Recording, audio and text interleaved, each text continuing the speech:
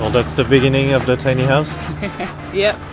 Stage 1, we've got a trailer Yes. and we've got some framing timber. Oh, Now we just need a plan. Yes. Remember when we went to Christchurch and got that trailer? One tiny step for mankind, a huge step for the tiny house. Yes. Donc là, c'est le bois qu'on a acheté, 150 mètres linéaires de bois neuf, du je sais pas quoi d'Oregon, pour faire les murs. Le plancher, je doute. Ici, c'est tout le bois qu'on a récupéré dans une autre maison. Et donc, voilà la remorque. Eh bien, le dessus de la remorque est enlevé. Première étape, couper ça.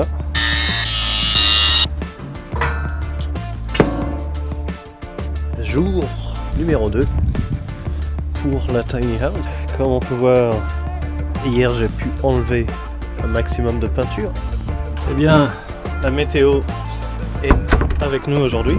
Je suis en train d'attacher le plancher. Donc là, c'est nouveau contreplaqué, traité.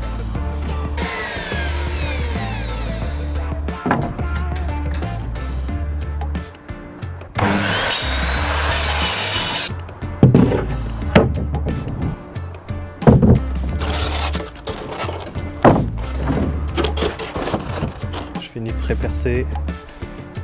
Je visse tout ça.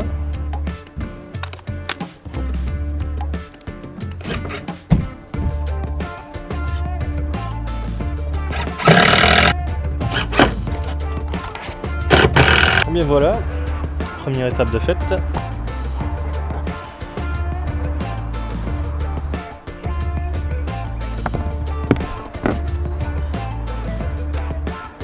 là, il va falloir pousser, il va falloir lever le mur, le plancher et le faire tomber de l'autre côté. Ça va être drôle. Bon, comme d'habitude, j'ai oublié de filmer un des moments super importants. On vient de réussir à retourner ça, ça a bien marché, personne n'est mort, c'est bon.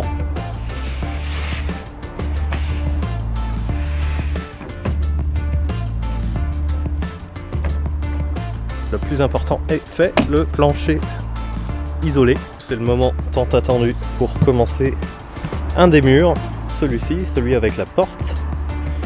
Et ce sera de ce côté-là, la porte ici. Et ça va monter jusqu'à à peu près 3,60 m de haut. Ça va être assez impressionnant. Alors là, j'ai mes supports pour tenir le mur une fois en place. Là, j'ai mes butées pour éviter que le mur glisse. Ça va être cool. Ça va être cool, ça va être cool. J'ai bien hâte. Une autre matinée bien fraîche. Avec une belle gelée matinale. C'est pas les Alpes, c'est pas le Canada, mais... Hein, voilà l'avancement de la chose. Du coup aujourd'hui je finis les 2 derniers murs, 4, 5, 6, 7 fenêtres et peut-être une 8e là-haut.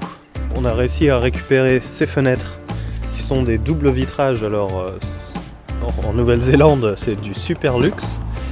On les a eu pour 30 $ pour toutes, ce qui est franchement incroyable.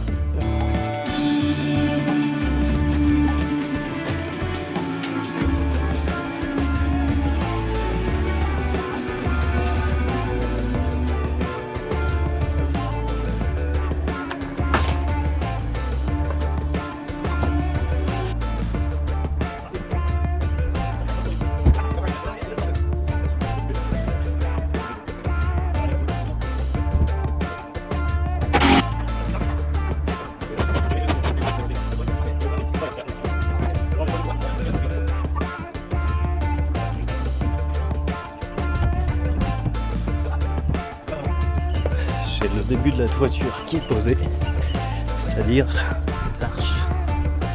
Donc j'ai fabriqué 3 grandes arches, voilà, pour faire les choses propres et bien.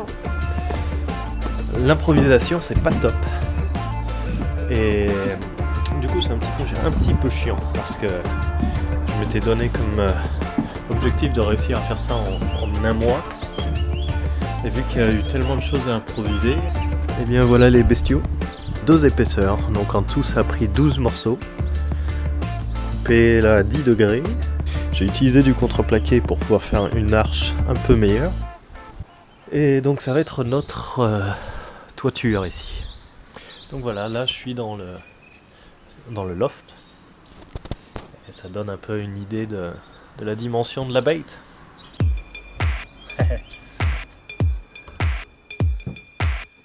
Aujourd'hui, vu qu'il pleut pas mal, je suis allé chercher du câble et je fais mon câblage. Ici c'est mon départ, donc je vais avoir ma boîte 220 volts. Ici c'est ma plus grosse prise électrique, c'est là qu'il y aura le toaster ou le mini four. Après j'ai l'interrupteur, donc interrupteur pour la lumière ici.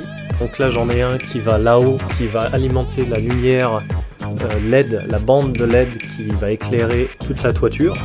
J'ai mon courant ici pour mes deux lumières de la mezzanine avec l'interrupteur, la lumière de la salle de bain.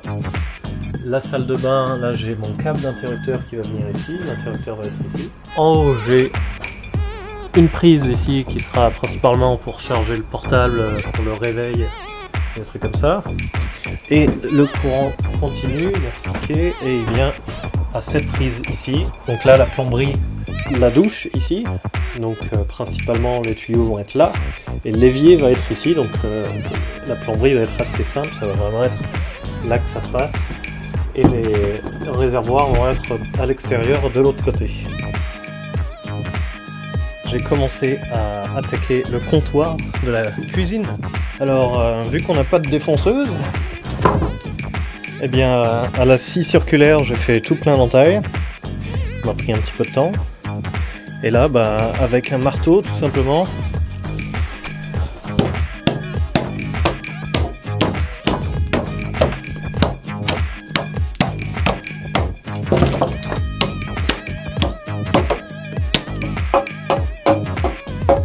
un des murs complété. Et là, j'attaque celui-là avec un bois différent. Je suis en train de boucher la jonction entre la courbe, les arches. Voilà, celui-là il va aller là. Donc là on voit, j'ai mis presque les autres côtés et on s'en rend bien compte quand on va dehors, puisque dehors on voit le seul point de lumière que vous voyez peut-être dans la vidéo, c'est là où il n'y en a pas, donc ça fait un beau joint bien étanche. Et en plus de ça, je mettrai aussi de la mousse expansée. Après on isole et on peut vraiment commencer le plafond. Donc voilà. Donc hier soir j'ai fabriqué cette fenêtre. Ça sort pas trop mal. Donc là le but ça va être de fabriquer les autres.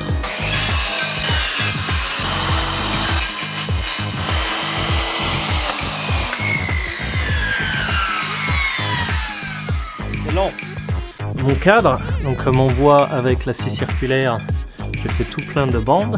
Après je repasse à main levée et essaye de casser tout ça, puis je finis avec un ciseau à bois. Donc après je fous de la colle dedans. Ah oui merde, on a plus de colle d'ailleurs. Merde, il est un peu tard, on vient de mettre la grande fenêtre.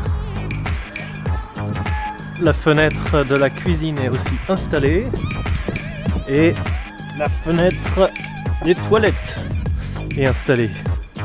Voilà, celle-là elle a un frost, elle est givrée. Welcome in your tiny house. So big day today, it's my last day here. So this is how I'm leaving the tiny house. Installed the ceiling, so it's great, it looks amazing. We've got light here, we've got two lights up there. We installed the kitchen window, very nice panoramic window. The main window, which is huge, gives a crazy good different feeling here. The toilet window, there you have it. I hope you enjoy the progress. It's quite interesting. It's definitely a unique tiny house. Until then, take care. Bye bye.